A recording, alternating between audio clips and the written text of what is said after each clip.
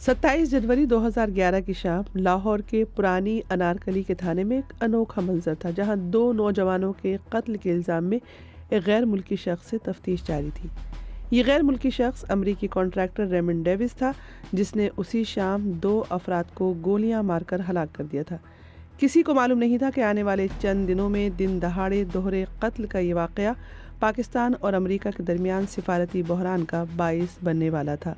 आज BBC reads में कहानी रेमंड डेविस की, और ये कि रेमंड डेविस के लिए किन लोगों ने कोशिश की कि उनको सज़ा सुनाए जाने से ऐन पहले आम अदालती कार्रवाई को शरई अदालत में बदल दिया गया और मुतासरीन के घर वालों को रकम के बदले माफ़ी देना पड़ी।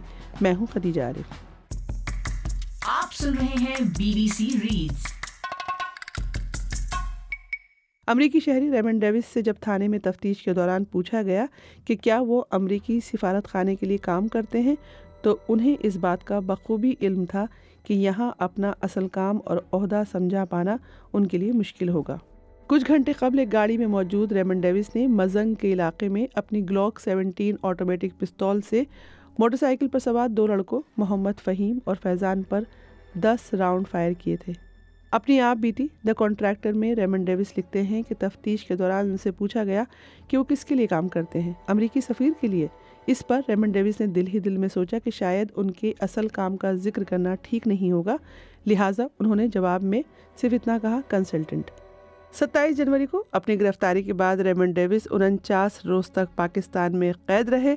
इन 49 दिनों में ये एक इंटरनेशनल खबर बन चुकी थी, जिसका सुबह से शाम तक न सिर्फ पाकिस्तानी बल्कि इंटरनेशनल मीडिया पर भी चर्चा था।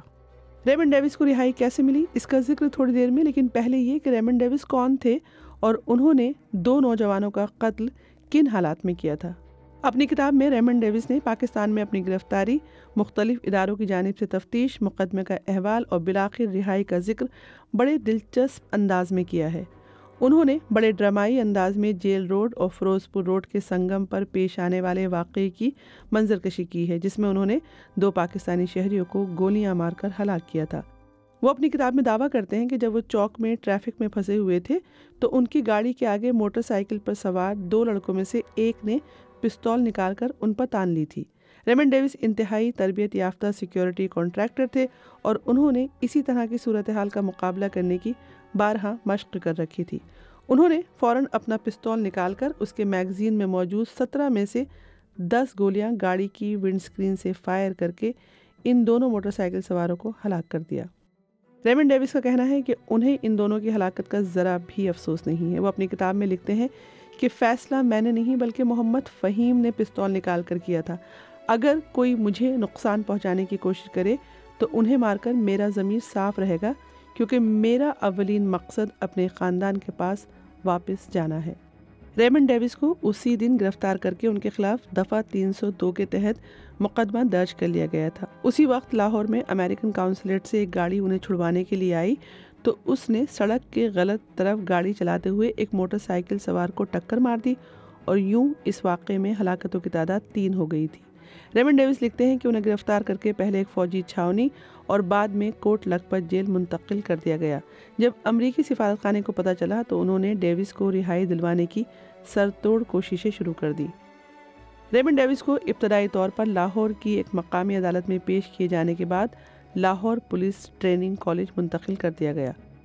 वो अपनी किताब में लिखते हैं कि उन्हें लाहौर में क़ैद के दौरान अमरीकी काउंसिल जनरल कार्मिला कॉनरॉय ने कहा था कि अगर आप चाहें तो उन्हें कुछ भी बताने की ज़रूरत नहीं है। अगर वो दबाव डालें तो कहना आप अमरीकी सिफारत खाने के लिए सिफारतकार हैं और आप मुतालबा करते हैं कि आपको इस्लामाबाद में सिफारती मिशन के हवाले कर दिया जाए। मगर रेमंड डेविस के मुताबिक वो पाकिस्तान में अमरीका के महकमा ख़ारजा के एहलकारों की हिफाजत पर मामूर थे। वो लिखते हैं, क्या इससे मुझे सिफारतकार का दर्जा मिल सकता था? हरगिज़ नहीं। ये वही ज़माना था जब अमरीकी हुकाम को पाकिस्तान में उसामा बिन लादेन की मौजूदगी का इल्म हो चुका था और उन्होंने उसामा के ख़िलाफ़ ऑपरेशन का फ़ैसला कर लिया था। अमरीकी हुकाम को ख़दशा था कि अगर उसामा बिन लादेन के ख़िलाफ़ ऑपरेशन हुआ और इस दौरान डेविस पाकिस्तानी हिरासत में रहे तो उन्हें मार दिया जाएगा। यही वजह है कि ख़ुद उस वक्त के सदर बराक ओबामा ने 15 फरवरी को रेमंड डेविस का जिक्र करते हुए कहा था कि वो हमारा सिफारतकार है और उन्हें वियना कन्वेंशन के तहत इस्तिस्ना हासिल है। مصنف شجاع نواز کا خیال ہے کہ ریمنڈ ڈیوس کو صدر کے ذریعے سفارتکار کہلوا کر امریکہ نے بڑا خطرہ مول لیا تھا۔ وہ اپنی کتاب the battle for Pakistan, the bitter U S friendship and a tough neighbourhood میں لکھتے ہیں کہ دستاویزات نے پاکستان کے موقف کی تائید کی تھی۔ وزارت خارجہ کی کسی فہرست میں ریمنڈ ڈیوس کا نام بطور سفارتی عملہ اندراج نہیں تھا۔ امریکی سفارت خانے نے بعد میں اسے ایک سفارتی غلطی قرار دیا تھا۔ اب سوال یہ ہے کہ ریمنڈ ڈیوس پاکستان میں کیا کر رہے تھے؟ شجاع نواز اپنی کتاب میں لکھتے ہیں کہ ریمنڈ ڈیوس نے امریکی ریاست جارجیا میں امریکہ کی ایلیٹ اسپیشل فورسز میں شمولیت کے لیے ٹریننگ کی تھی، مگر پھیپھڑوں میں خرابی اور معذوری کے باعث انہیں عارضی طور پر ریٹائر کر دیا گیا تھا، جس کے بعد انہوں نے وہ ملازمت چھوڑ دی اور سیکیورٹی کانٹریکٹر کی دنیا میں قدم رکھا۔ انہوں نے 2004 میں افغانستان میں امریکی حکومت کے بڑے کانٹریکٹر ڈین کارپ انٹرنیشنل کے ساتھ پہلی اسائنمنٹ پر کام کیا۔ وہ صدر حامد کرزئی کے باڈی گارڈز کی ٹیم کے رکن تھے اور ان کی یومیہ تنخواہ $600 تھی۔ اس کے بعد وہ پاکستان میں بطور سیکیورٹی کانٹریکٹر آئے اور پہلے پشاور اور اس کے بعد اسلام آباد میں امریکی سفارت خانے کے لیے کام کیا۔ وہ لاہور میں امریکی کونسلیٹ کے ساتھ 2009 سے 2011 تک وابستہ رہے۔ شجاع نواز نے اپنی کتاب میں دعویٰ کیا ہے کہ ISI کے سربراہ شجاع پاشا نے نجی طور پر CIA کے ڈائریکٹر لیون پینیٹا سے یہ تصدیق کرنے کو کہا تھا کہ آیا ریمنڈ ڈیوس جاسوس ہیں، تاہم پینیٹا نے اس کی تصدیق نہیں کی، جس کے بعد یہ معاملہ عدالت تک پہنچا۔ ریمنڈ ڈیوس نے اپنی کتاب میں لکھا ہے کہ ان کے پاس موجود گلوک 17 پستول، GPS، کیمرہ، فون اور موٹرولا کا 2-وے ریڈیو سبھی ان کی جگہ پہلے کام کرنے والے کانٹریکٹر کے استعمال میں رہے تھے۔ ریمنڈ ڈیوس کا کہنا ہے کہ وہ براہ راست امریکی حکومت کے ساتھ کام کرتے تھے اور ان سے سیکیورٹی خدمات کے ٹھیکے حاصل کرتے تھے۔ وہ لکھتے ہیں کہ وہ نہیں چاہتے تھے کہ ماضی میں ان کی اسپیشل فورسز سے وابستگی کے بارے میں پاکستانی حکام کو علم ہو، کیونکہ انہیں خدشہ تھا کہ انہیں کسی جاسوس کے طور پر پیش کیا جا رہا تھا۔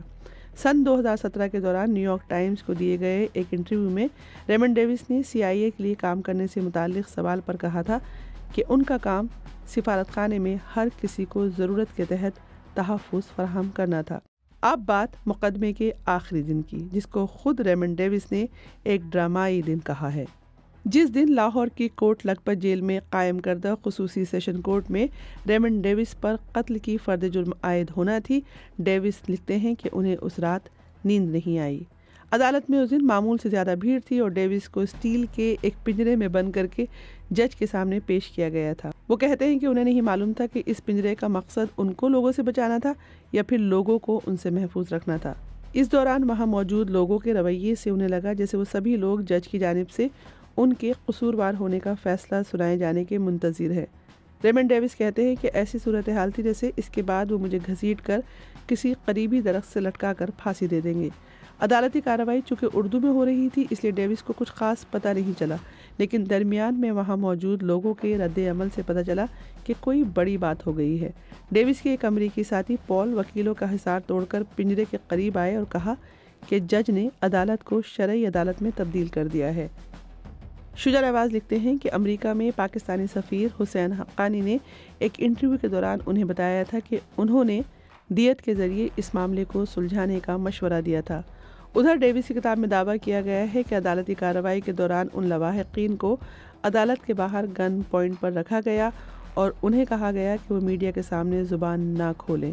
یہ لواحقین ایک ایک کر کے خاموشی سے جج کے سامنے پیش ہوتے، اپنا شناختی کارڈ دکھاتے اور رقم کی رسید وصول کرتے اور باہر چلے جاتے۔ یہ بات بھی خاصی دلچسپ ہے کہ یہ رقم کس نے دی۔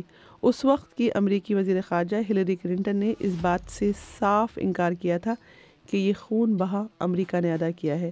جو ہی یہ کارروائی مکمل ہوئی، ریمنڈ ڈیوس کو ایک عقبی دروازے سے نکال کر سیدھا لاہور کے ہوائی اڈے پہنچایا گیا، جہاں ایک سیسنا طیارہ رن وے پر ان کا انتظار کر رہا تھا۔